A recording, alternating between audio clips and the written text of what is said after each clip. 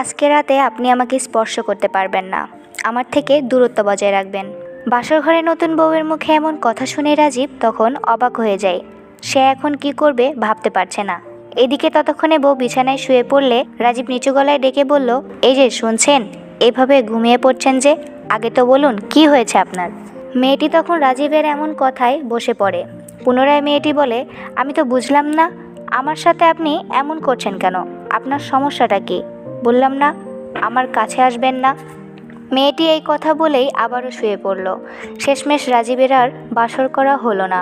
রাজীব ঠিক সেই সময় মেয়েটির পাশে শুতে যাবে, এমন সময় মেয়েটি খাটে থাকা বালিশটি মেঝেতে ফেলে দিয়ে বলল, এই যান তো, আপনি নিচে থাকেন, আপনাকে আমার সাথে থাকতে হবে না।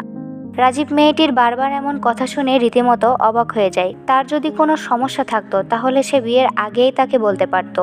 এভাবে বিয়ের পর স্বামীর সাথে কি এমন করা